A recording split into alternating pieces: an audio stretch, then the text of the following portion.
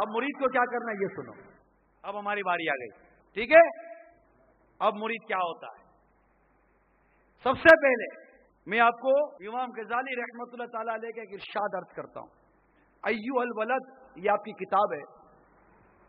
اے میرے بیٹے, آپ نے نصیحتیں کی ہیں, اس میں آپ نے ایک بڑی پیاری نصیحت کی ہے. فرماتے ہیں ایسے پیر جو میں نے بیان کیا, ٹھیک ہے, یہ تربیت کرنے والا عالم جو بھی مدد شرائط بیان ہوئی, آپ فرمائیں ایسے پیر بڑی مشکل سے ملتے ہیں, بڑی مشکل سے ملتے ہیں.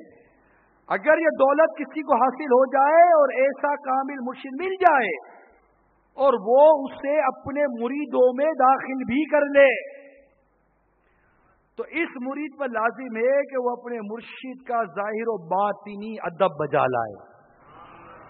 یہ فرمایا امام غزالی رحمۃ اللہ تعالی علیہ. مرید کیا ہوتا ہے یہ سنی حضرت سیدنا ابو قاسم گرگانی رحمۃ اللہ تعالی علیہ سے. یہ وہ بزرگ گزرے ہیں کہ جن اور انسان ان کے مرید تھے. انسان ہی مرید تھے, جنات ہی مرید تھے.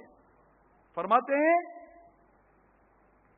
اور ایسے مرید تھے ان کے کہ ان کے مرید بھی کامل تھے. آج جو مرید تھے نا وہ بھی کامل تھے.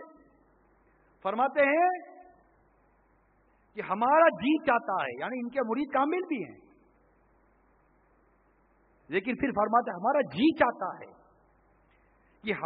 کہ دنیا میں ہمارا کوئی ایسا مرید ہو کہ ہم اس کی کھال اتار کر اس میں بھوس وغیرہ بھر کر دھوپ میں لٹکا دے, تاکہ دنیا والوں کو یہ معلوم ہو جائے کہ مریدی کس شے کا نام ہے.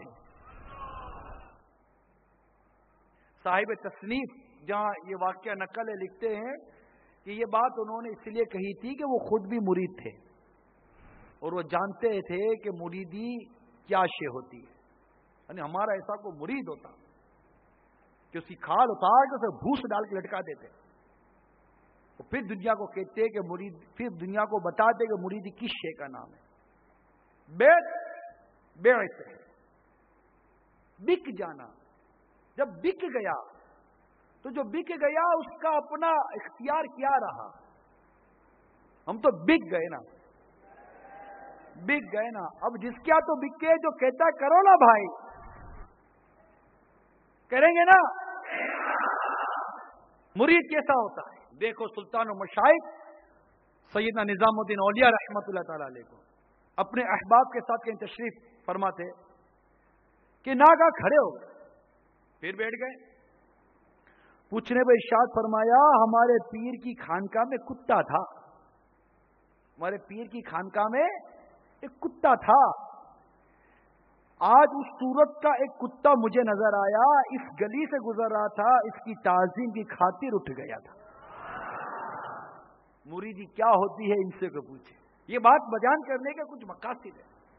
جب کئی عملوں میں کمزوری ہے نا ہمارے یہاں, نماز پڑھتے ہیں لیکن کامل نماز کہاں, روزہ رکھتے ہیں کامل روزہ کہاں, قرآن پڑھتے ہیں کامل تلاوت کہاں, زکات دیتے ہیں کامل انداز کہاں, صدقہ کرتے ہیں کامل صدقہ کہاں, حج کرتے ہیں کامل حج کہاں.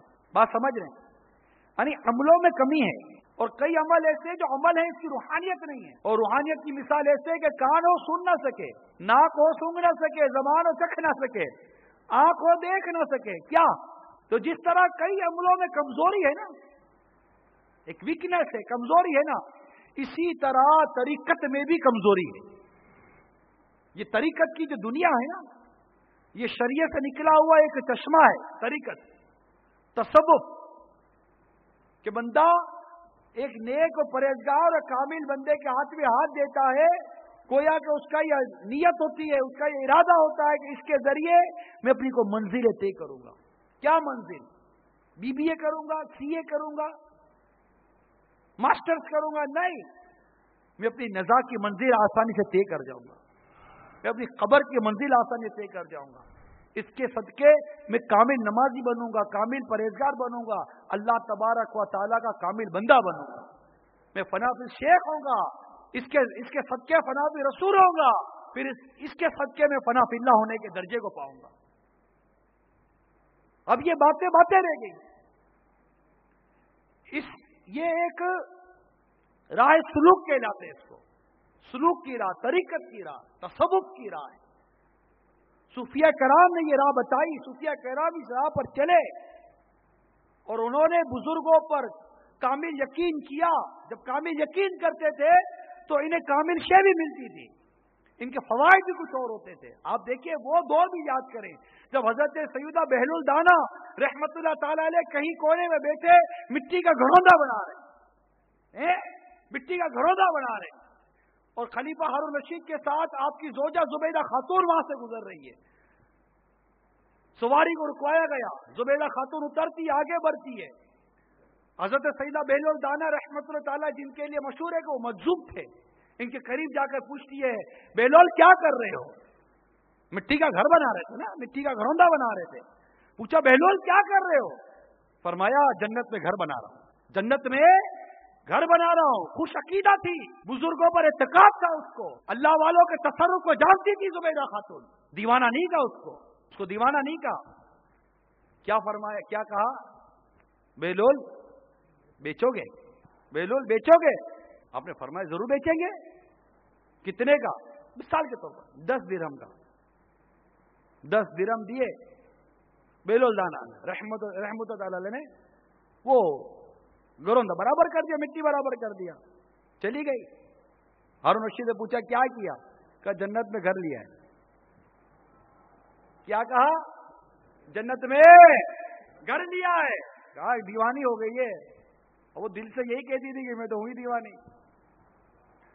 دیوانی ہو گئی ہے، اس طرح کو گھر ملتے ہیں۔ وہ باتیں کرتا ہوا چلا گیا۔ خلیفہ ہارون رشید بھی بزرگوں کا ادب کرنے والا، لیکن بس ہوتا ہے نا بعض اوقات تھوڑا بہت وہ سوئی اٹک جاتی ہے، تو جن کی سوئی اٹکتی ہے نا وہ غور کریں کہ بزرگوں پر سوئی اٹکنی نہیں چاہیے، بزرگوں کے تصرف پر اٹکنی نہیں چاہیے، مان لینا چاہیے۔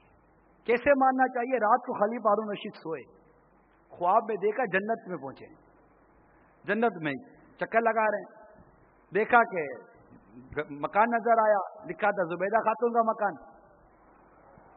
اندر جانے لگے، روک لیا۔ کیوں روکتے ہو؟ میری بیوی کا گھر ہے۔ وہ دنیا میں بیوی ہے، یہاں نہیں ہے، یہاں تو جس کا گھر ہے وہی جائے گا۔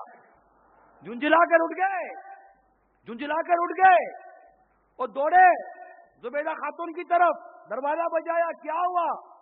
خیریت تو ہے؟ کہا چلتے ہو؟ چلو چلتے ہیں۔ کہاں چلتے؟ کہا بہلول کے پاس، بہلول کے پاس چلتے ہیں۔ رحمت اللہ تعالی علیہ پہنچے، وہاں دوبارہ مٹی کا گھر بنا رہے۔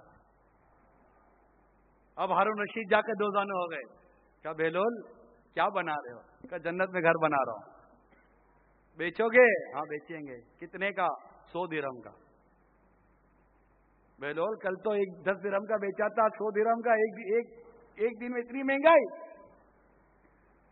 فرمایا کل جو لے گئے تھے وہ بن دیکھے لے گئے تھے، آج جو آئے تھے نا دیکھ کر آئے ہیں۔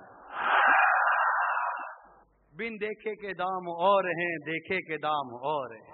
بزرگوں کی باتیں ہوتی ہیں، بزرگوں کا تصرف ہوتا ہے، بزرگوں کے اختیارات ہوتے ہیں، اور انہیں سرکار صلی اللہ علیہ وسلم سے فیض ملتا ہے۔ سرکار صلی اللہ علیہ وسلم کے صحابی جو سرکار کی خدمت میں تھے صلی اللہ تعالی علیہ وسلم، ایک دن سرکار صلی اللہ علیہ وسلم فرمائے سل یا ربی، مانگ ربی، کیا مانگتا ہے؟ عرض کی آقا جنت میں آپ کا پڑوس مانگتا۔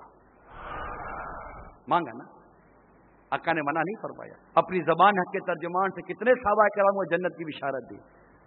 سرکار کا صدقہ ہے، سرکار کا فیض ہے، سرکار کا کرم ہے، جو آپ کے اولیاء کرام، آپ کی امت کے ان نیک لوگوں کے اوپر یہ فیض جاری ہو جاتا ہے۔ اس کو مانو مانو مانو۔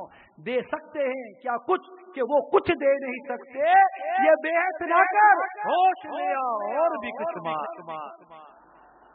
مانگو مانگو کہ مانگیں گے مانگے جائیں گے، منہ مانگی پائیں گے، سرکار میں نہ لاہ نہ حاجت اگر اور آقا سے نہیں مانگیں گے تو کس سے مانگیں گے؟ کہ کون دیتا ہے دینے کو منہ چاہیے، دینے والا ہے سچا مارا۔